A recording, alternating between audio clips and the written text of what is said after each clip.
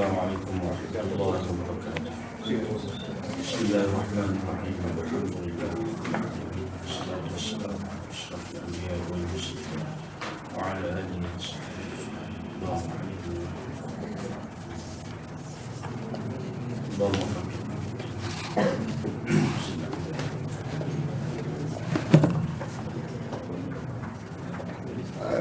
Bab pada malam ini al-i'tibar al-mutafi' dan al-syahid.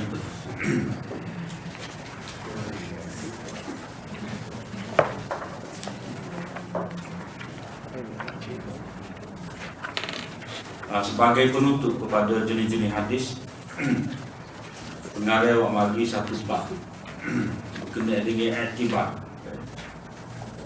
I'tibar, mutafi' dan syahid. I'tibar ini satu istilah khusus dalam mustalah hadis. Dia tidaklah seperti mana yang kita faham i'tibar, mana ambil pengajaran. Tidak. Itu salah satu daripada makna dia. I'tibar di sini lain makna dia. Definisi al-i'tibar dari sudut bahasa, al-i'tibar adalah kata dasar bagi i'tibar yang bermaksud memerhatikan beberapa perkara untuk mengetahui dengannya perkara lain yang sama jenis dengannya.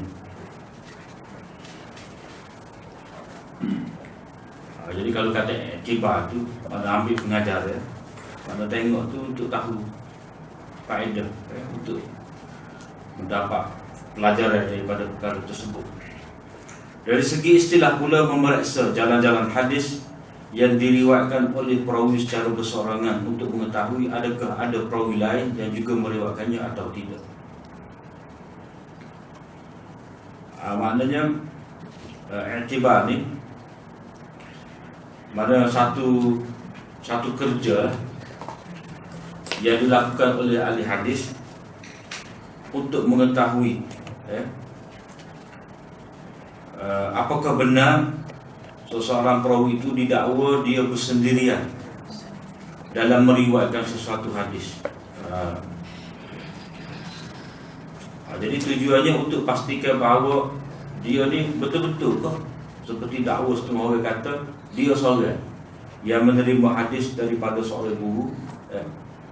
Jadi untuk kita tahu ada ataupun tidak perawi lain yang turut sama meriwayatkan dengannya. Jadi ini berkenaan dengan anggapan mana ada dianggap bahawa perawi itu dikira sebagai seorang dalam meriwayatkan hadis. Sebab apa? Sebab biasanya satu hadis itu diriwayatkan dalam majlis, disebutkan kepada ramai orang. Jadi tak kira satu hadis itu hanya mari melalui seorang saja. Jadi tajuk perbincangan ni, i'tibar ni dia sebenarnya berkait dengan bab sebelum ini, iaitu bab hadis ahad, hadis gharib.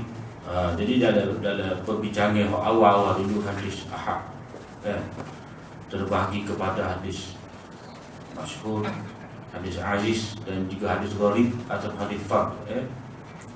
Di mana hadis berkenaan dengan secara khusus berkenaan dengan i'tibar ni mana gharib. Hadis gharib, hadis yang mana dalam sanad itu berlaku tafarrud.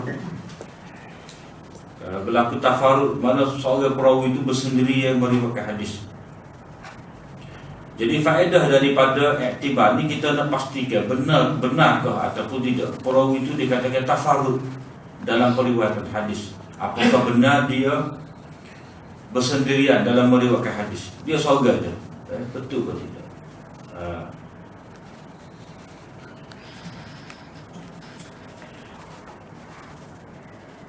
Nota nombor 234. Kepentingan i'tibar dapat dilihat kerana melaluinya dapat ditashihkan dan ditad'ifkan.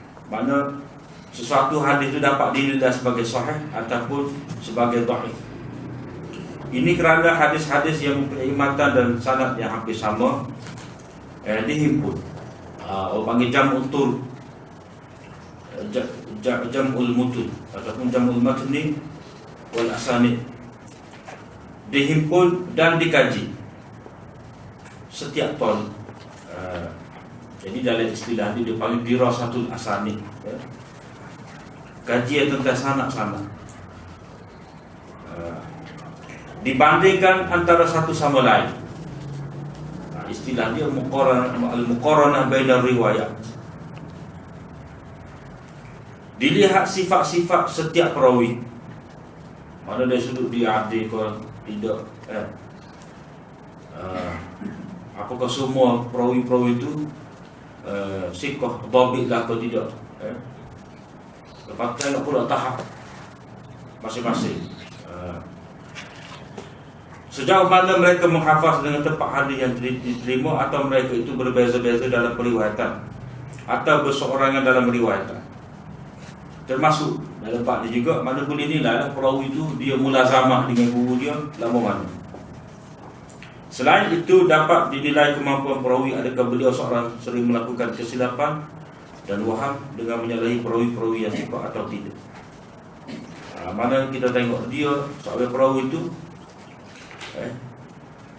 bila dibuat perbandingan antara riwayat-riwayat tadi, sejauh mana dia berbeza, banyak mana dia berbeza dengan orang lain. Itu kepentingan iktibar. Kemudian pada muka surat 23 dulu, berkait dengan iktibar juga. Ini kita nak rujuk-rujuk lah,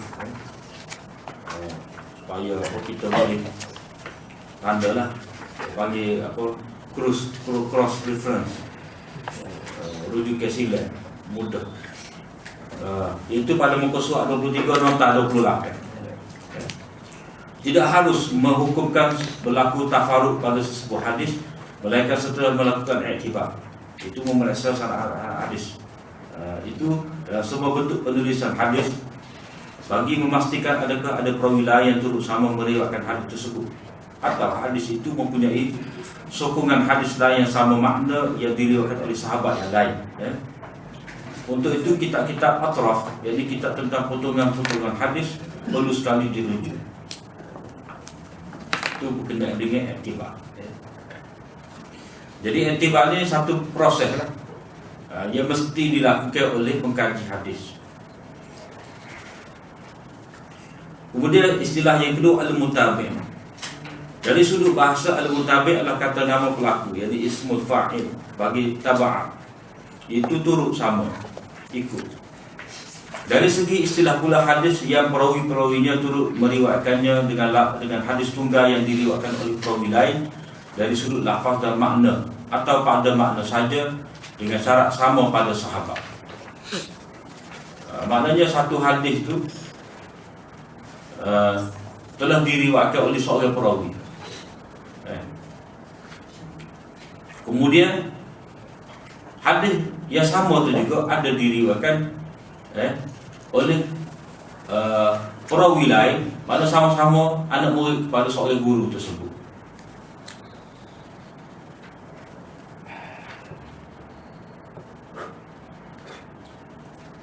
Dengan syarat sahabat yang sama. Mana dia dikatakan taba'ahu, dalam Bukhari biasa kita juga taba'ahu, macam Bukhari kata taba'ahu Abdullah ibn Yusuf wa Abu Saleh. Mana hak dalam riwayat, contoh kita riwayat Yahya bin Bukir, satu sanad, satu riwayat itu diriwayatkan oleh Yahya bin Bukir. Kemudian Imam Bukhari buat mari satu lagi riwayat, dikata taba'ahu, turut sama meriwayatkan turut sama meriwayatkan dengan Yahya bin Bukir itu Abdullah bin Yusuf dan Abu Saleh. Jadi di sini orang panggil Abdullah bin Yusuf dan Abu Saleh itu mutabik kepada Yahya bin Bukir. Mana hadis ini selain diriwayatkan oleh Yahya bin Bukir, ada anak murid lain yang turut meriwayatkan hadis tersebut. Maka di situ tidak boleh kita kata berlaku tafarud. Mana ada turut sama, ada perawi lain yang turut sama meriwayatkan hadis tersebut.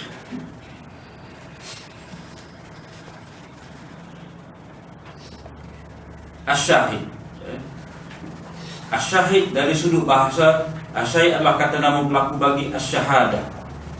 Itu menyaksikan ataupun penyaksian. Dinamakan demikian kerana ia menyaksikan bahawa hadis tunggal itu mempunyai asal yang menguatkannya, sebagaimana saksi menguatkan kata-kata pendakwa dan menyokongnya. Ini dalam bab mahkamah. Mana kalau pendakwa tu orang yang bawa kes pada mahkamah, dia buat bagi saksi. Jadi dia kuat dengan saksi tersebut. Dari segi istilah pula, hadis yang perawi-perawinya sama meriwayatkannya dengan hadis tunggal, hadis warid ataupun hadis fard, yang diriwayatkan oleh perawi-perawi lain dari sudut lafaz dan makna, atau pada makna sahaja dengan syarat berbeza pada sahabat. Jadi kata hadis yang pertama tadi diriwayatkan oleh Abu Hurairah, hadis yang sama juga ada diriwayatkan oleh Anas.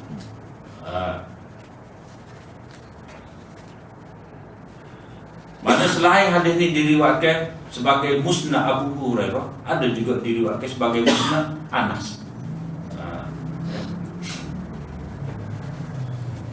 Contoh dia tak mari ini nanti sebelah tu dia akan sebut. Al-i'tibar bukan sebahagian daripada kategori al-mutabi' dan asy-syahid.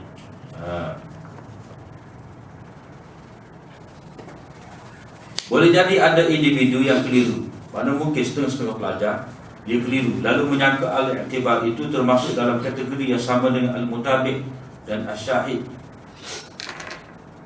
Oleh kerana kita mengaji mustalah hadis ni terbahagi kepada berapa? Ada di dhaif, ada di sahih, ada di hasan, ada di dhaif, ada di marfu', ada di mauquf, ada di maqtu', ada di mursal, ada di mu'allaq. Mana pembahagian itu mengikut sudut-sudut dia. Jadi kemungkinan ada yang menganggap al-i'tibar ni termasuk dalam pembahagian bersama-sama dengan al-mutabi' dan asy-syahid.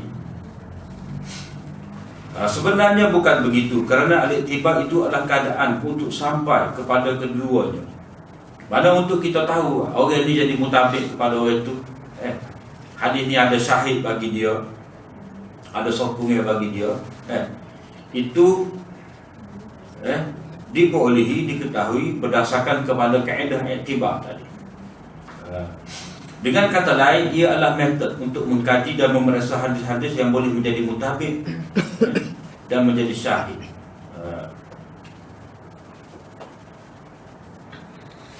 Istilah lain bagi al-mutabi' dan asy-syahid, definisi yang kita kemukakan di atas adalah yang dipegang dan diterima pakai oleh kebanyakan ulama hadis, dan itu adalah yang masyhur.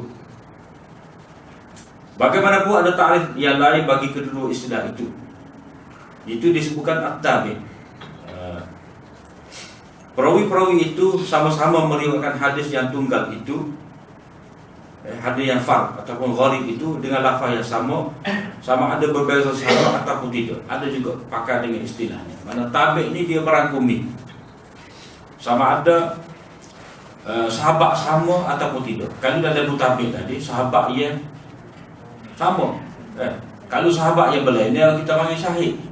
Adapun tabi' ni dia tak kira sahabat yang sama ke ataupun sahabat yang berlainan, itu dikira sebagai tabi'. Perawi-perawi itu bersama-sama meriwayatkan hadis tunggal dengan lafaz yang sama ada berlainan sahabat ataupun tidak. Bagaimanapun, setiap daripada kedua istilah ini juga digunakan untuk memberi pengertian kepada istilah yang satu lagi. Istilah at-tabi' ada juga digunakan dengan makna syahid, sementara istilah syahid digunakan untuk menunjukkan makna tabi'. Mana di satu peringkat dulu istilah-istilah ni dia pergi mari, mana tidak secara tetap. Pak lagu mana? Jadi kata Hafiz Ibn Hajar, perkara ini tidak menjadi persoalan kerana mengikut Hafiz Ibn Hajar, tujuan kedua istilah itu untuk menguatkan hadis itu dengan mencari riwayat lain yang sama dengannya. Jadi orang kita sebut kata syahid ke tabi', tujuan dia kita nak cari hadis yang boleh memberi sokongnya kepada hadis yang dikatakan sebagai gharib itu, tafarrud perawi itu. Jadi sekarang ini ada istilah tabi', syahid dan mutabi' dan i'tibar. Satu lagi istilah al-mutaba'ah. Tadi tabi' ataupun mutabi', ini mutaba'ah. Definisi dari sudut bahasa kata dasar ataupun masdar bagi taba'a sepatutnya. Dari sudut bahasa kata dasar bagi taba'a dengan makna wafaqa, itu sama dengan al-mutaba'ah, itu adalah al-muwafaqah. Jadi asalnya taba'a, yutabi'u mutaba'atan. Wafaqa, wafaqa itu sama dengan mutaba'ah, al-muwafaqah, serupa. Jadi mutaba'ah daripada taba'a yutabi'u, mutaba'atan. Kalau mutabi' tadi daripada ni lah, daripada taba'a. Dari sudut istilah, perawi itu bersamaan dengan orang lain dalam periwayatan hadis. Kalau kata taba'ahu, itu diturut sama meriwayatkan dengannya, itu makna sama dalam meriwayatkan hadis. Sama ada sama pada lafaz ataupun sama pada makna, berbeza lafaz sedikit.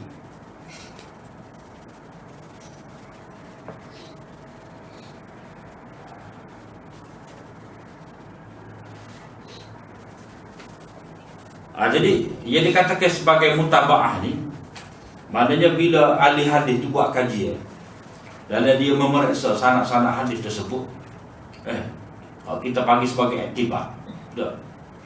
Jadi setelah daripada proses i'tibar tadi, dia pun mendapat tahu bahawa perawi ini tidak bersendirian dalam meriwayatkan hadis ini. Maknanya ada murid guru dia lain yang turut sama meriwayatkan hadis ini.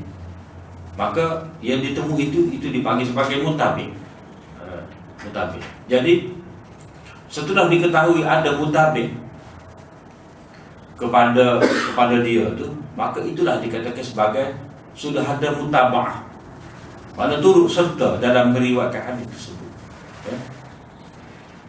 Mana hadis ni ada mutabi', mana hadis ni ada perawi lain yang turut sama meriwayatkan hadis itu.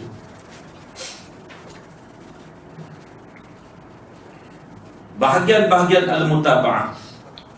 Al-mutaba'ah at-tammah, iaitu berlaku persamaan bagi perawi dari awal sana. Yang kedua, al-mutaba'ah al-qasirah, iaitu berlaku persamaan bagi perawi di pertengahan sana.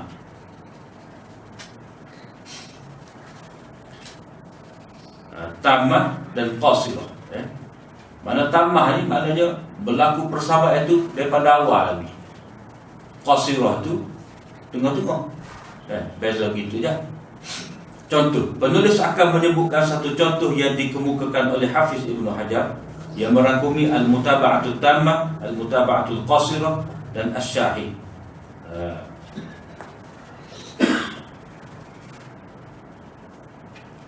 Hadis yang diriwayatkan oleh Asy-Syafi'i di dalam kitab Mana hadis ini diriwayatkan oleh Syafi'i dalam kitab maknanya Imam Syafi'i meriwayatkan dengan sanad lah dalam kitab Sebab tu kita kata kitab ni cara penulisan dia tu cara penulisan kitab hadis. Sebab Imam Syafi'i mari dalil dia tu berdasarkan kepada sanad, lengkap dengan sanad. Daripada Malik, yang ini guru dia, daripada Abdullah bin Dinar, daripada Ibnu Umar, bahawa Rasulullah SAW bersabda, "Asy-syahru 29, fala tasumu hatta tarawul hilal, wala tuftiru hatta tarawhu, fa in ghumma 'alaikum fa akmilul 'iddata 30." Bulan itu 29 hari. Janganlah kamu berpuasa sehinggalah kamu melihat anak bulan. Mana selagi tak nampak anak bulan Ramadan, jangan puasa. Jangan kamu berbuka. Jadi jangan kamu raya lagi selagi kamu tidak melihatnya. Mana nampak anak bulan Syawal baru boleh kamu berhenti daripada puasa. Jika berlaku menda, maka kamu sempurnakan bilangan 30 hari. Jadi hadis ini dengan lafaz ini telah dianggap oleh satu kumpulan ulama bahawa Syafi'i berseorangan meriwayatkan daripada Imam Malik. Jadi hak kata gharib hadis ni, ada yang kata hadis ni gharib, iaitu Baihaqi. Lalu mereka memasukkan dalam senarai hadis-hadis gharib Malik, kerana murid-murid Malik meriwayatkan daripadanya dengan syarat ini dengan lafaz fa in ma'alaikum faqdurulah. Jika berlaku benda maka hitungkanlah untuk dia. Tetapi setelah dilakukan iktibar, mana kita teliti cek sanad dia dalam kitab tu kitab ni, kita dapati Imam Asy-Syafi'i mempunyai mutaba'ah tamah dan mutaba'ah qasirah dan syahid. Al-mutaba'ah tamah hadis yang diriwayatkan oleh Al-Bukhari daripada Abdullah bin Maslamah Al-Qa'nabi daripada Malik dengan sanad yang sama. Jadi Malik daripada Ibnu Dinar, daripada Ibnu Umar. Dalam hadis itu terdapat fa'idhum ma'alaikum fa'akmilul iddah 30. Cukupkanlah tempoh tu dengan 30. Mana daripada Ibnu Umar juga. Mana syarat dia tadi mutabik tadi dah. Itu sahabat yang sama. Itu dengan disebutkan Malik dengan sanad yang sama, yakni Malik daripada Abdullah bin Dinar daripada Ibnu Umar. Sahabat yang sama. Seperti hak dalam riwayat mana? Syafi'i tadi. Mana di sini Abdullah bin Maslamah ni mutabik kepada Imam Syafi'i. Sebab mereka berdua tu anak murid Imam Malik. Jadi hadis ni dengan diriwayatkan melalui sahabat Abdullah bin Umar, Imam Syafi'i meriwayatkan daripada Malik. Selain daripada Imam Syafi'i, ada lagi anak murid Imam Malik, iaitu Abdullah bin Maslamah Al-Qa'nabi. Riwayat serupa sanad dia tu dengan Imam Syafi'i. Maka di sini kita panggil berlaku mutaba'atut tammah. Jadi Abdullah bin Maslamah itu menjadi mutabik kepada Syafi'i. Begitu juga Syafi'i menjadi mutabik kepada Abdullah bin Maslamah.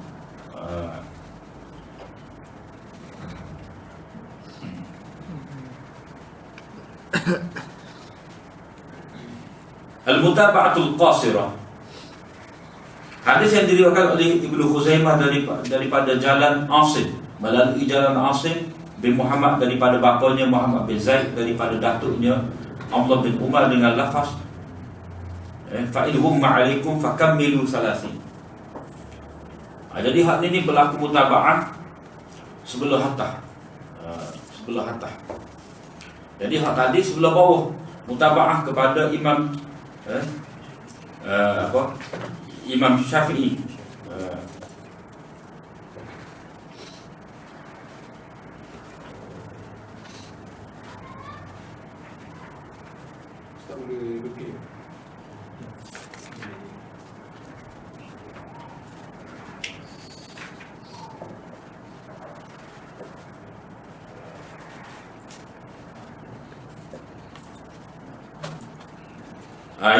Yang seterusnya Asy-Syahid, hadis yang diriwayatkan oleh An-Nasa'i melalui riwayat Muhammad bin Hunain daripada Ibnu Abbas daripada Rasulullah sallallahu alaihi wasallam. Dalam hadis itu disebutkan fa inhum ma'alaikum fa akmilul iddah 30. Jika hari mendung maka sempurnakan bilangan 30 hari. Jadi hal ini pula melalui Ibnu Abbas. Ini yang dikatakan sebagai syahid.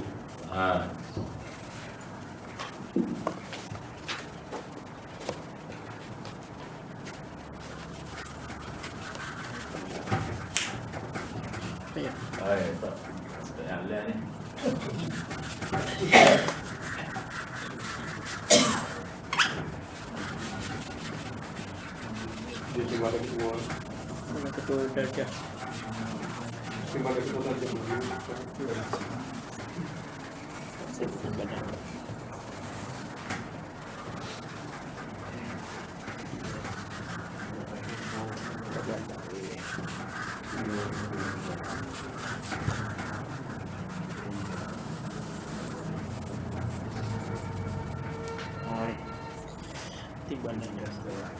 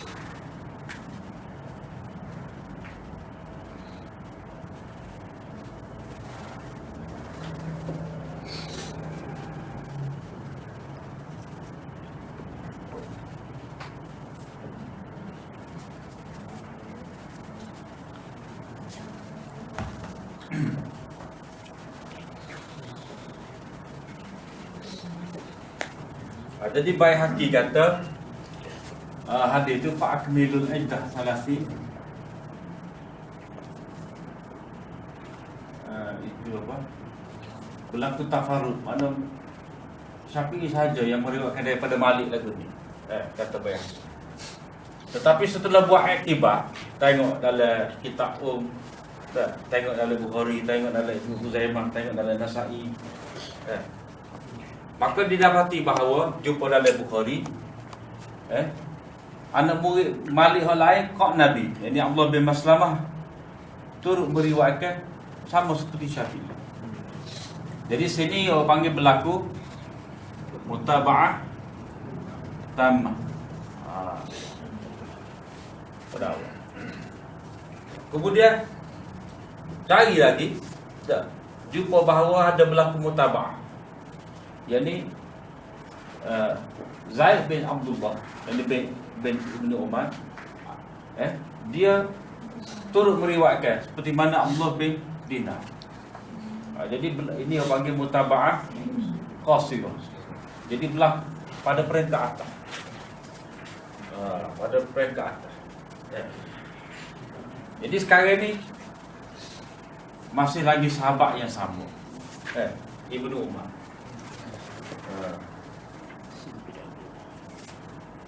Kemudian tengok dalam Nasa'i wa mari satu sanak dia, daripada Ammar bin Dinar, daripada Muhammad bin Hunain, daripada Ibnu Abbas. Hadis dengan makna sama, cuma berbeza lafaz, tetapi melalui Ibnu Abbas.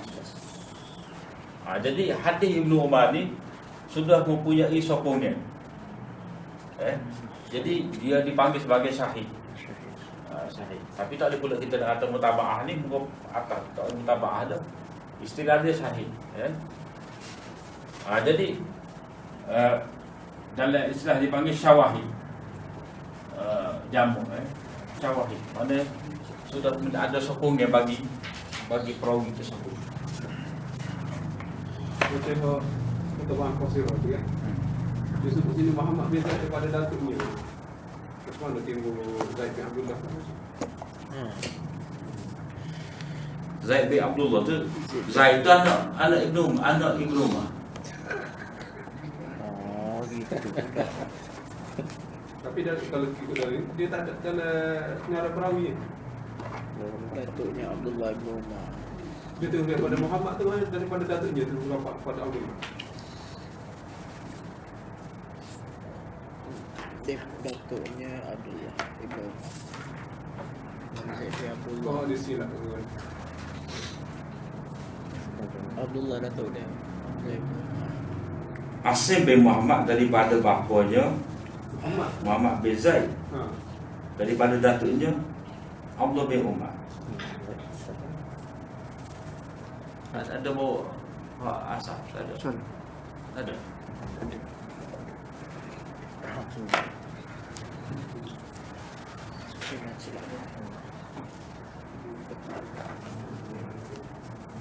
Tapi sini dia kata Hafiz Ibn Hajar dia kan.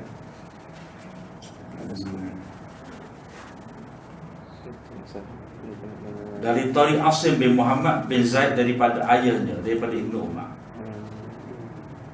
Asim bin Muhammad bin Zaid daripada ayahnya, daripada Ibnu Umar.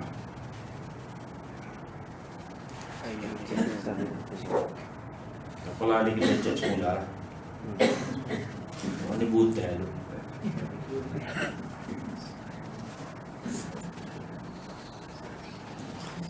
Jadi hal ni aku panggil mutaba'ah. Jadi contoh ni contoh yang lengkap lah. Contoh yang lengkap. Jadi Imam Bukhari dia dalam periwayatan dia tu kita boleh tengok Abi Umayyah tu taba'ahu tu je adalah mutaba'ah. Itu cara Imam Bukhari dia isyarat kepada berlaku mutaba'ah. Dalam Bukhari tu ada yang keempat lagi, sudah ada dah Imam Bukhari sebut taba'ahu.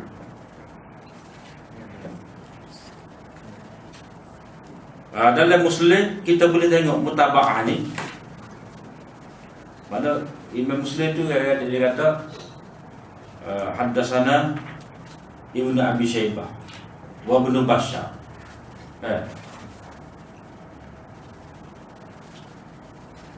Jadi kalau dia kata haddasana, Imam Muslim kata haddasana Ibnu Abi Syaibah wa Ibnu Bashar. Mana di situ Ibnu Bashar, Muhammad bin Bashar menjadi mutabi' kepada Ibnu Abi Syaibah, ataupun Ibnu Abi Syaibah menjadi mutabi' kepada Muhammad Ibnu Bashar.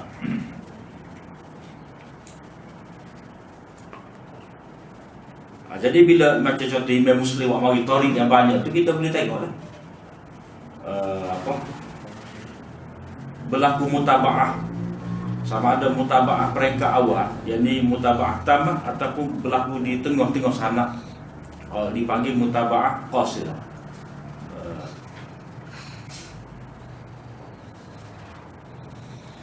Lepas tu syahid tu yakni sahabat yang berlainan yang meriwayatkan dengan lafaz yang sama, dengan makna yang sama.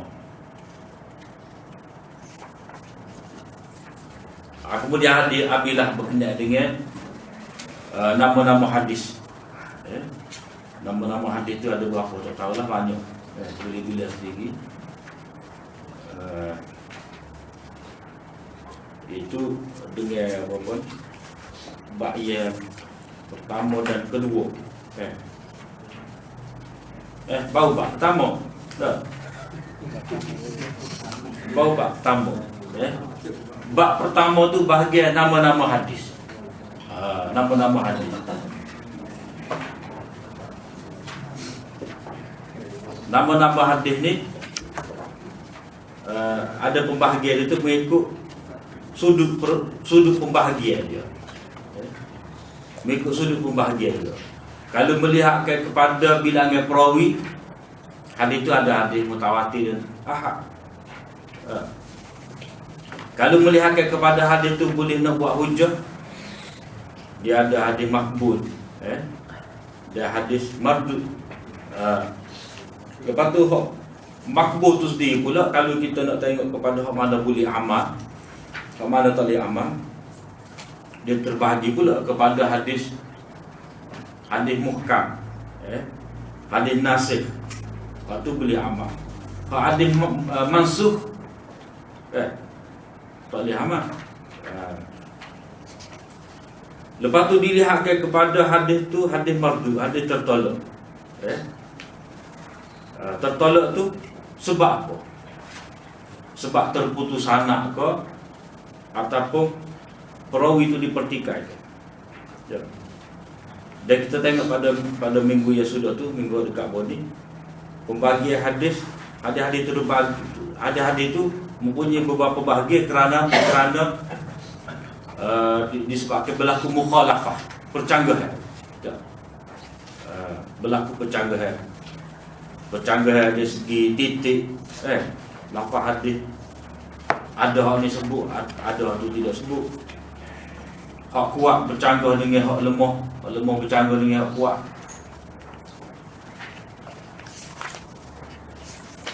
Lepas tu ada tambahan perawi dalam sanad yang sudah muttasil, ada juga dah. Ada yang hadis tu saling bercanggah, banyak sanad tapi bercanggah, tak boleh nak pakar. Salah satu daripadanya, satu pun tak boleh nak iktimad. Maka itu dipanggil hadis muttali.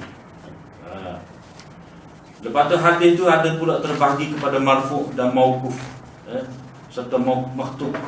Itu melihat kepada siapa dia hak kata. Itu gambaran dia lah. Gambaran bentuk-bentuk hadis. Itu bab yang pertama. Masuk bab yang kedua ni, itu sifat-sifat orang yang diterima periwayatannya dan perbincangan tentang jarh wa ta'dil. Ini bahagian perawi. Ini bahagian perawi.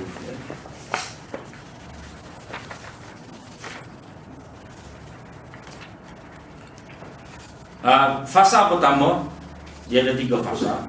Perawi dan syarat-syarat penerimaannya. Fasa yang kedua, gambaran umum tentang kitab jarh wa ta'dil. Fasa ketiga, tingkatan al-jarh wa ta'dil.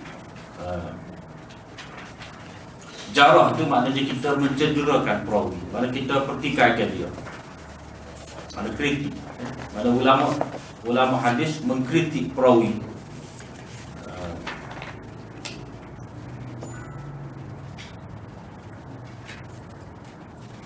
Berkenaan dengan jarh wa ta'dil ni, kita sudah ada nota pada muka surat yang kena ni, nota nombor 5.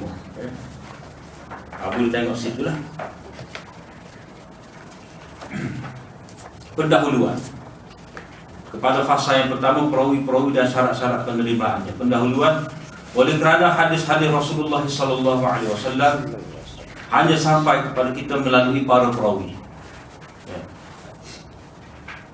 dan mereka lah paksi utama untuk mengetahui kesahihan dan kepalsuan hadis. Maka ulama hadis telah memberi perhatian khusus terhadap para perawi dan meletakkan beberapa syarat yang teliti lagi kemas, sekaligus membuktikan kedalaman pemerhatian, kemantapan pemikiran dan keunggulan metodologi mereka. Mana periwayatan hadis ini bukan satu benda yang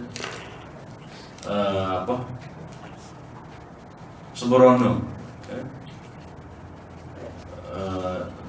Dia ada kaedah yang tetap, berdasarkan kepada kaedah-kaedah.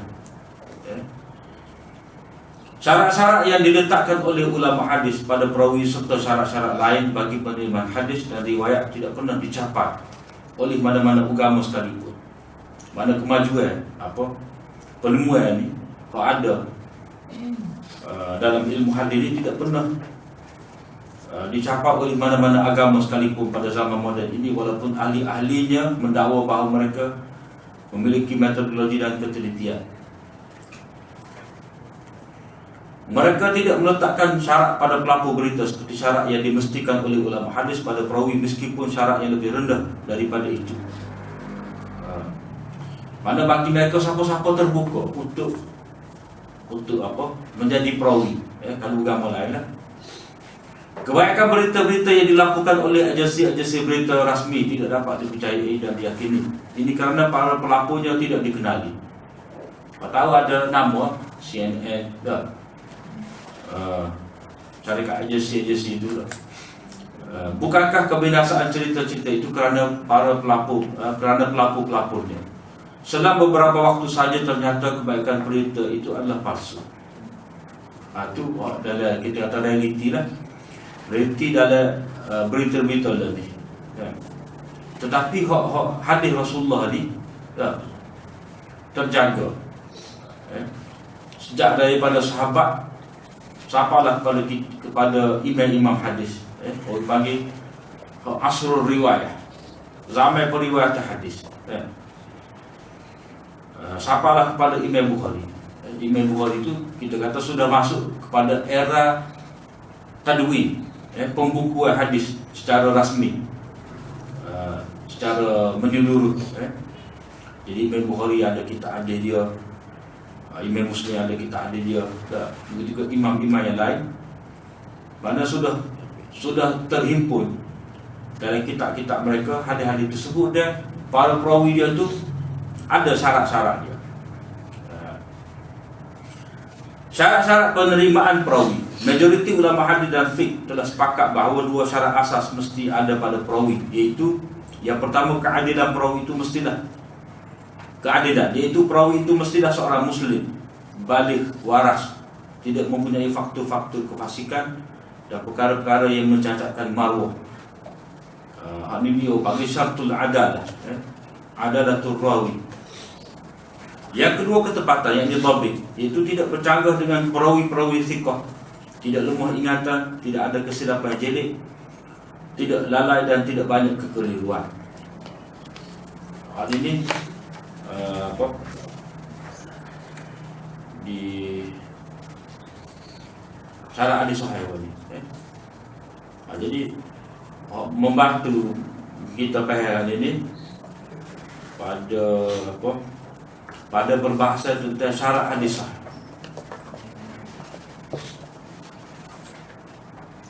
Antaranya nota 45 muka surat 30 boleh tengok.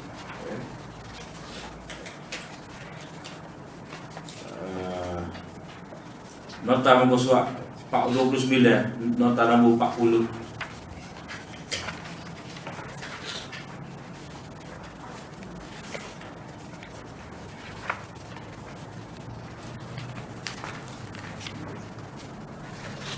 Lepas itu berbahasa hadis sahih itu sendiri.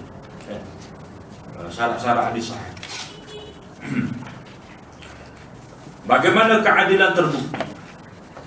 Mana perawi itu dikatakan sebagai adil? Apakah perkara-perkara yang dapat membuktikan bahawa perawi itu adil? Keadilan yakni perawi itu dibuktikan dengan salah satu daripada perkara berikut. Yang pertama, penjelasan oleh ulama jarh wa ta'dil tentang keadilannya atas salah seorang daripada mereka.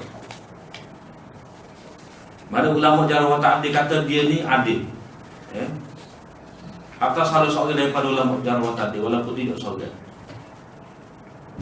Jadi ulama jarh wa ta'dil ni siapa? Dia adalah senarai dia tu. Contoh, ada satu kitab nama dia Zikru Man Yu'tamalu Qawlu fi Jarh wa Ta'dil. Mana ulama-ulama yang pendapat dia itu dalam jarh wa ta'dil dipakai. Dia ada senarai nama dia. Kalau orang masyhurnya Yahya bin Sa'id Al-Qattan, Ibnu Ma'in, Abdul Rahman bin Mahdi, Ali Ibnul Madini, Imam Bukhari, Imam Muslim, dan ramai lagi lah, Abu Hatim, Imam Ahmad. Yang kedua, dengan sebab terkenal dan masyhur.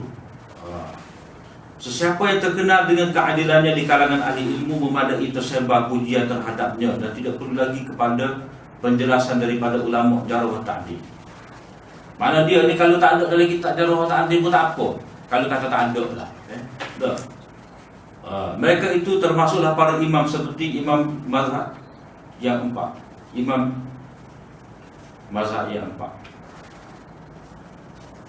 Tukar ayat. Abu Hanifah, Malik, Syafi'i, Ahmad bin Hanbal, Sufyan bin Uyainah, Sufyan Ats-Tsauri, Al-Auza'i dan lain-lain. Ishaq bin Rahawat. Jadi dia ni orang ikut dia. Orang ada mazhab. Jadi tidak perlu orang ulama jarh wa ta'dil nak menjelaskan keadaan dia. Sebab apa? Sebab sudah terbukti dah. Sebab sudah terbukti dia. Sebab apa? Sebab kalau kita nak kata perawi ni juru, maka banyaklah kita kena sebut dia gini. Jadi bila dia sudah tersebar dah kedudukan dia, orang maklum dah, dia ramai anak murid, ramai pengikut, pendapat dia tu jadi satu sekolah pemikiran pula, itu sudah memadai dah kedudukan dia tu dalam jarh wa ta'dil. Ini bermakna kalau ada orang yang tajrih, imam-imam ni, jadi itu tidak diterima. Mazhab Ibnu Abdul Bar tentang pembuktian keadilan. Ibnu Abdul Bar, yang ini salah seorang daripada ulama mazhab Malik. Ibnu Abdul Bar ni ulama mazhab Malik, dan dia mengarang syarah Muwatta dua jenis, At-Tamhid lima fil Muwatta min al-ma'ani wal asanid. Yang kedua, Al-Istizkar bi dzikri madhahibi ahli al-amsar. Mana dia ni syarah Muwatta 2 kali. Satu mengikut tertib kitab Imam Malik, satu lagi dia buat tertib dia berdasarkan kepada guru-guru Imam Malik. At-Tamhid.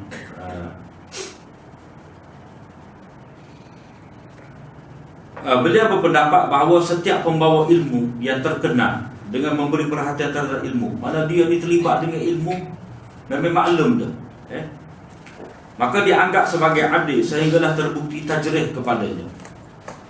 Mana seolah-olah dia kira asal pada perawi ni, mana kaedah umum pada perawi ni, kalau dia terkenal dengan ilmu hadis, yang muda sampai tua kita kata, maka dia tu kita kena kira sebagai adil, kecuali ada yang mempertikaikan dia. Jadi kalau tak ada yang mempertikaikan dia sebagai adil. Beliau berhujjah dengan hadis yahmilu hadzal ilm min kulli khalafin muduluhu yanfauna anhu tahrif al-ghalin wa intihad al-mubtilin wa ta'wil al-jahilin. Ilmu ini dibawa pada setiap generasi oleh orang-orang yang adil, yang menghindarkan daripadanya penyelewengan orang-orang yang melampau, pemalsuan golongan sesat dan takwilan golongan jahil. Mana dia berujuk pada hadis. Mana bagi Ibnu Abdul Bar, kau bawa ilmu ni mesti orang hadis, sebab Nabi kata lagu ni.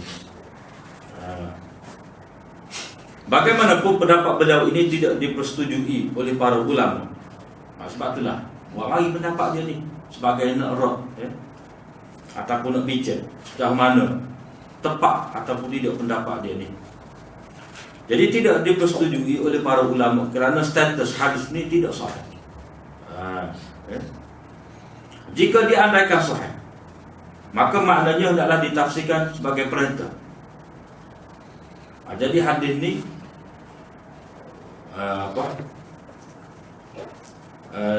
mengikut ulama-ulama yang terdahulu, hadis ni tidak sahih.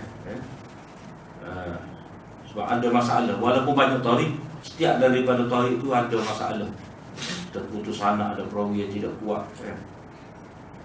Tetapi ada juga ulama yang kemudian ni kata hadis ni boleh diterima, setidak-tidaknya sebagai hasan.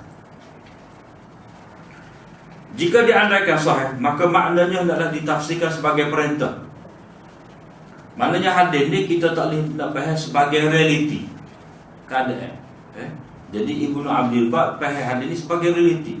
Ilmu ini dibawa pada setiap generasi. Maknanya kau bawa ilmu ni, makna orang hadis kerja dia adalah untuk jaga agama, hakikatnya. Kalau mengikut Ibnu Abdul Bar. Tetapi ulama lain mengatakan bahawa hadis ni kita kena tafsir sebagai perintah. Dalam istilah balaghah dipanggil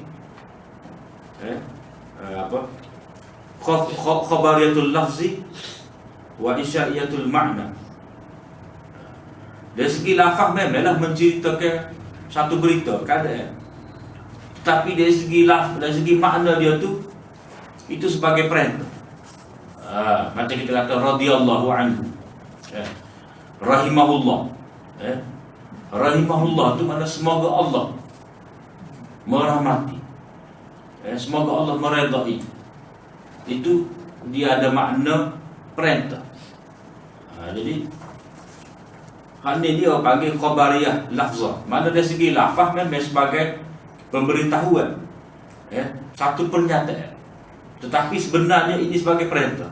Maknanya dimestikan kepada orang yang membawa ilmu ni, dia kena bersifat dengan sifat yang adil. Patut tugas dia gapo 3 perkara tu tugas dia.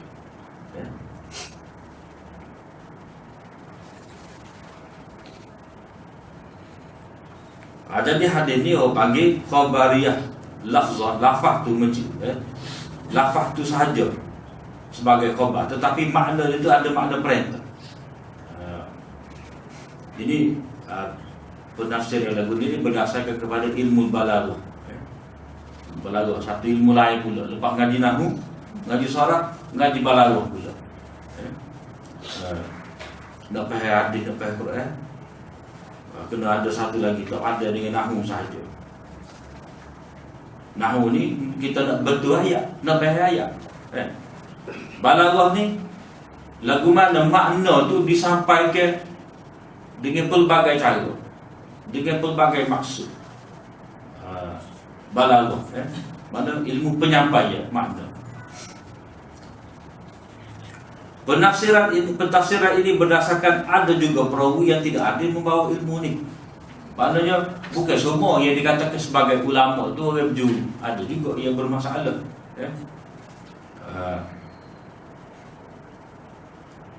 Mana tidak semestinya kalau kata ulama tu mana berjuru ulama, tidak. Ada juga yang tidaklah betul.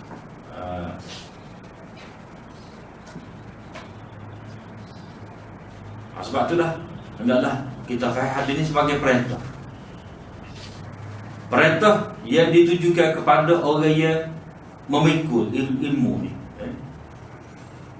Kemudian bagaimana mengetahui ketepatan perawi? Ketepatan perawi dapat diketahui berdasarkan kepada kesamaan riwayatnya dengan perawi-perawi siqah yang tekun dalam periwayatan hadis. Jika pada kebaikan keadaan beliau menyamai mereka dalam periwayatan, maka dia dianggap sebagai seorang yang dhabit, seorang yang tepat dan kuat. Maknanya setelah kita buat proses iktibar tadi, dah kita himpun beberapa tori, dah. Lepas tu kita tengoklah tori ini perawi itu, tori ini perawi ini, dah. Sehingga kita kata jumpa sampai 5 orang, dah. Kita pun buat perbanding, ya lah. Kita kata seorang ni anak murid kepada seorang, ya. Seorang syekh ni anak murid kepada seorang imam. Jadi setiap kali kita tengok riwayat daripada imam ni, kita tengok juga hadis yang sama yang diriwayatkan oleh rakyat sepuluh dia. Lepas tu kita buat perbanding, ya lah, sejauh mana ketepatan, ya. Jika pada kebaikan keadaan beliau menyamai mereka dalam periwayatan, maka dia dianggap sebagai seorang yang dhabit, jadi seorang yang tepat dan kuat ingatan. Tidak mengapa jika jarang-jarang terdapat perbezaan dengan riwayat perawi-perawi yang lain, ya. Tapi jarang-jarang ada berlaku percanggah itu tidak menjejaskan dhabit dia. Sebaliknya, jika berlaku banyak percanggahan, maka cacatlah ketepatannya dan tidak boleh dijadikan sebagai hujah.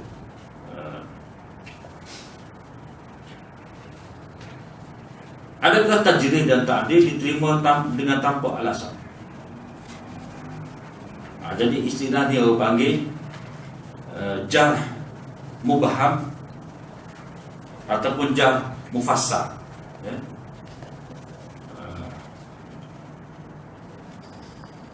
Jarh mubham ni mana kata dia dhaif, gitu saja. Dia dhaif, dia tidak kuat, ya.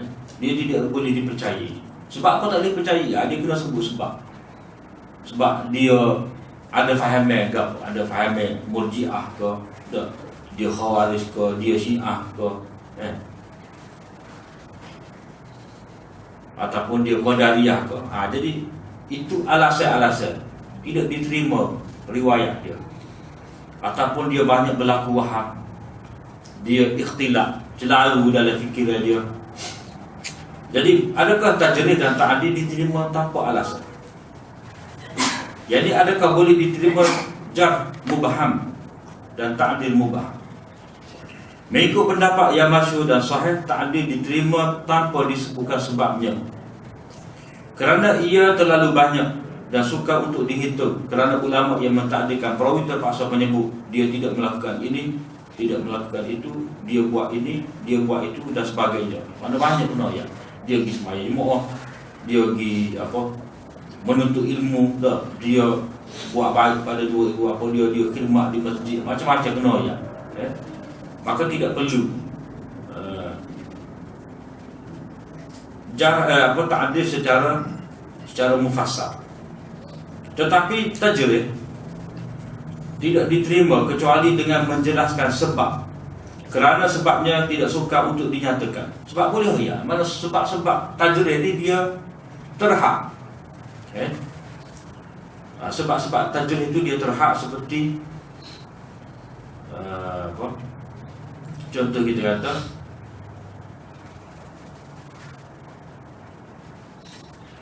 sebab apa?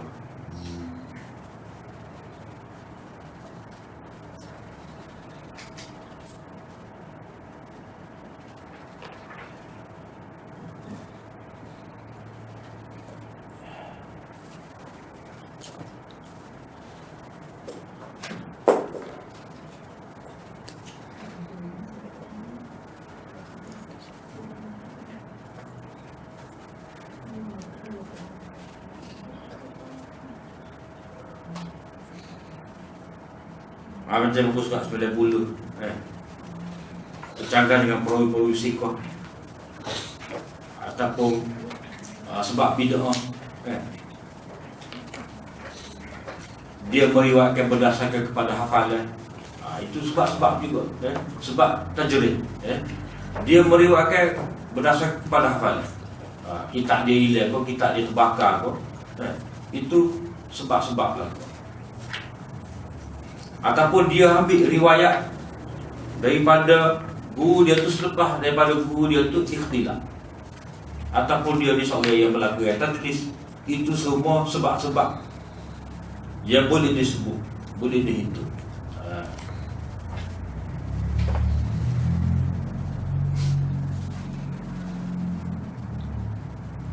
Dan masyarakat berbeza pendapat tentang sebab-sebab tajrih. Jadi kena ya, dia ni dhaif sebab apa? Dia tak pakai api. Tidak tutup kepala. Kepada ulama sebelah timur ni, tak ada dia kena tutup kepala. Kepada hak Maghribah, sebelah barat tu, sebelah Morocco, Jazair, Maghribi, apa semua tu, Tunis, tak apa pula. Jadi masyarakat itu berbeza dalam menyatakan perawi itu sikoh ataupun tidak sikoh.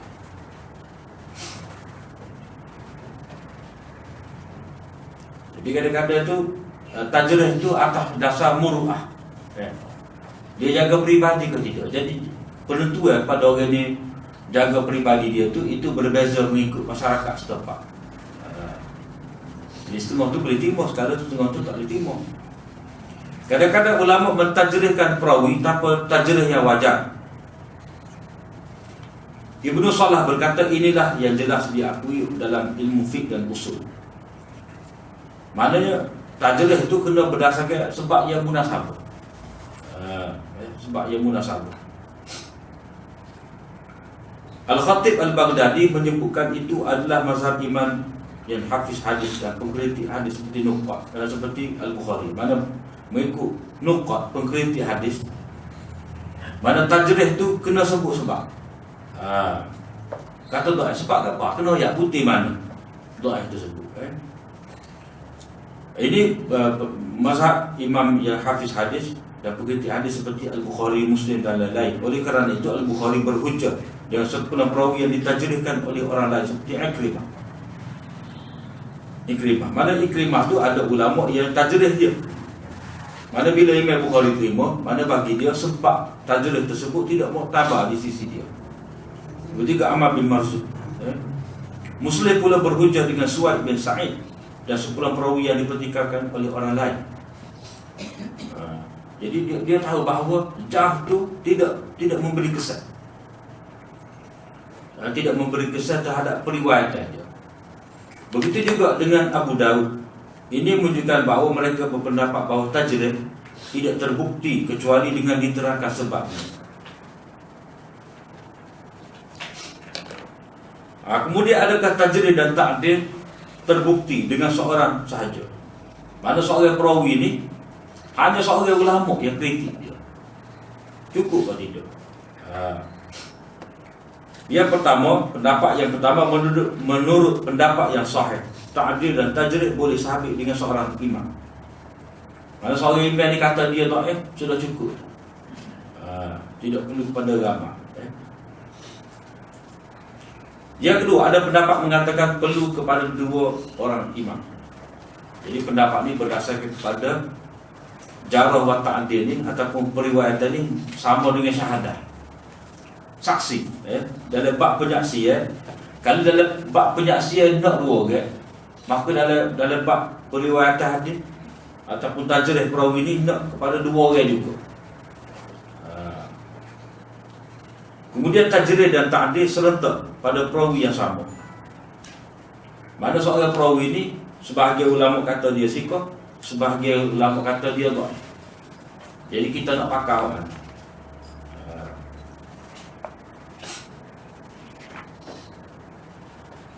Apabila berkumpul pada seorang perawi tajrih dan ta'dil, maka khilaf berlaku. Yang pertama, menurut pendapat yang muktamad, pendapat yang dipegang, tajrih diutamakan jika tajrih mufassal, dinyatakan sebab.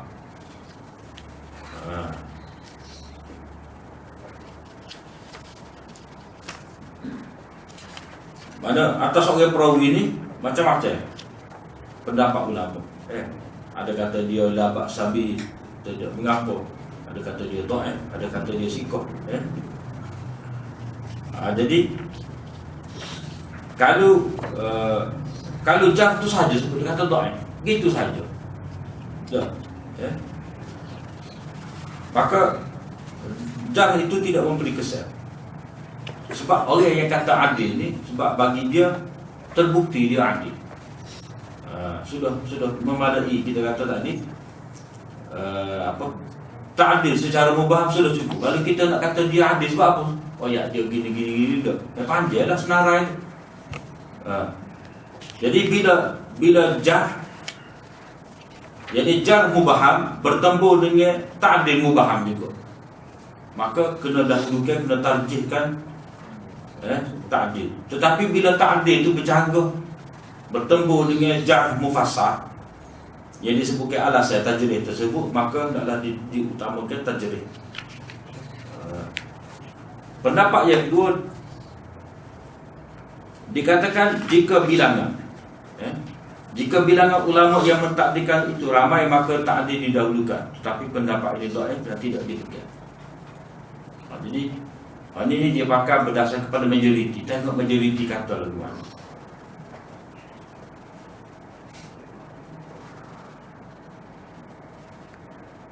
Hukum periwayatan perawi adil daripada seseorang individu.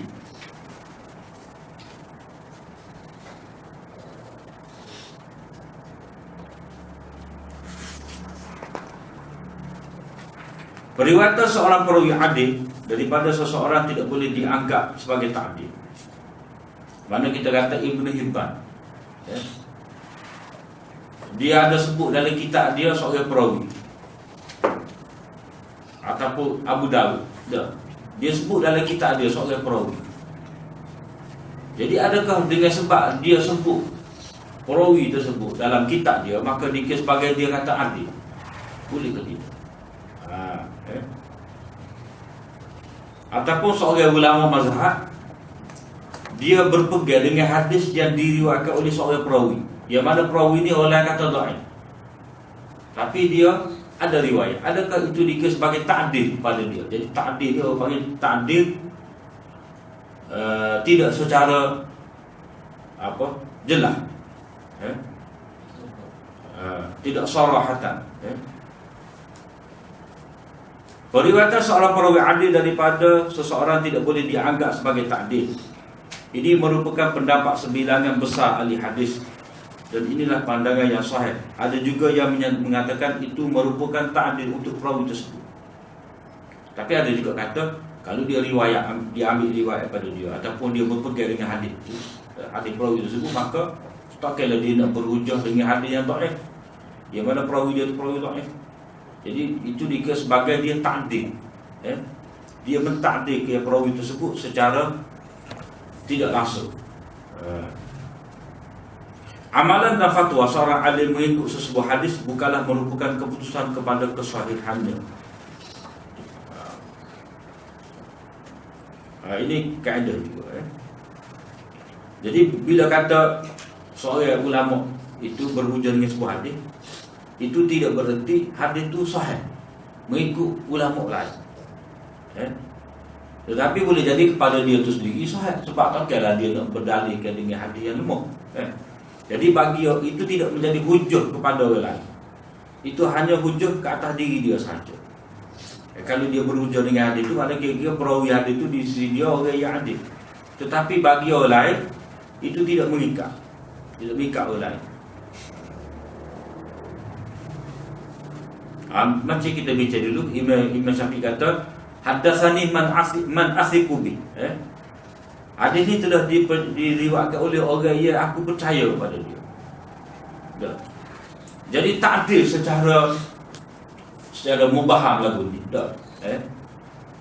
Itu tak boleh disebut, tak boleh diterima, melainkan kena ayat siapa dia. Sebab kemungkinan sikoh di sisi Syafi'i, tidak sikoh di sisi orang lain.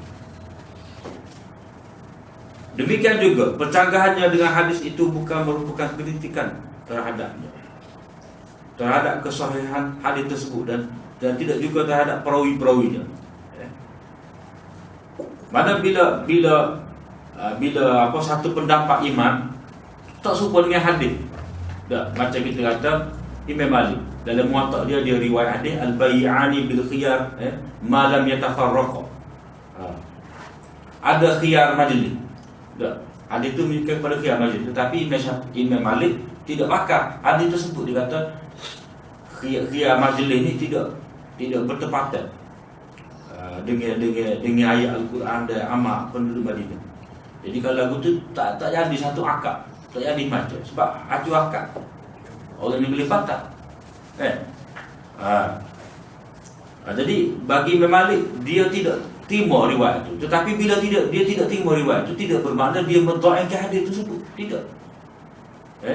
Jadi hadis al-bay'ani bil khiyari, Imam Malik ada riwayat kita tu, ada riwayat hadis tersebut dalam Muwatta dia. Cuma dia tidak beramal dengan riwayat tersebut. Jadi bila dia tidak beramal mengikut riwayat tersebut, pendapat dia bercanggah dengan satu hadis tersebut, itu tidak berarti dia mendhaifkan hadis tersebut. Apa tak lagi nak kata perawi dia tu dhaif.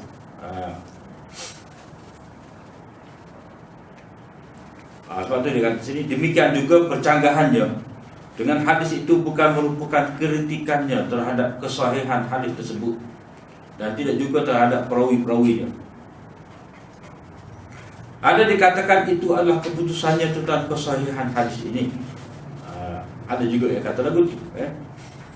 Mana bila dia riwayat, bila dia berpendapat berdasarkan kepada hadis tersebut, berarti hadis itu sahih di sisi dia. Sebab takkanlah dia nak berhujah dengan sesuatu hadis yang dhaif. Maknanya walaupun hadis itu dhaif mengikut orang lain, dia terima sebagai sahih ataupun hasan.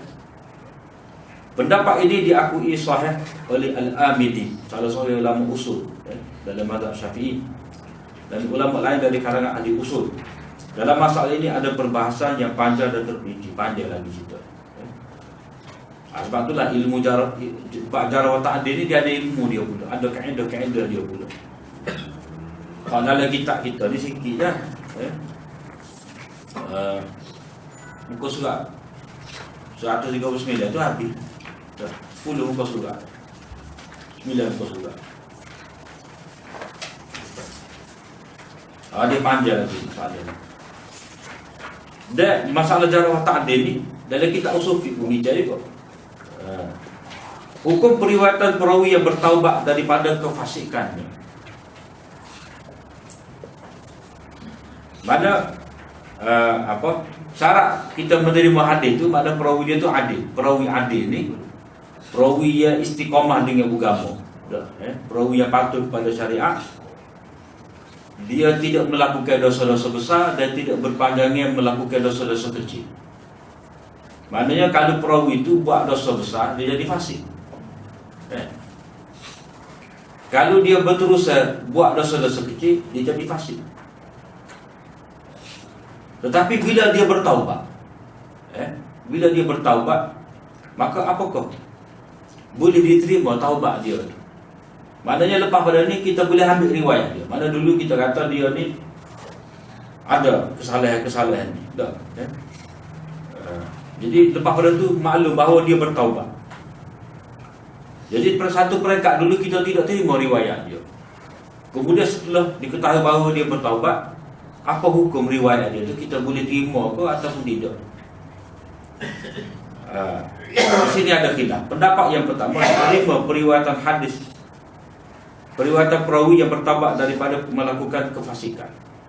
Kefasikan itu seperti kita kata tadi dah, buat dosa besar. Atau berterusan dalam melakukan dosa-dosa kecil. Itu fasik nama dia. Yang kedua, tidak diterima periwayatan daripada perawi yang bertaubat daripada mereka hadis atas nama Rasulullah sallallahu alaihi wasallam.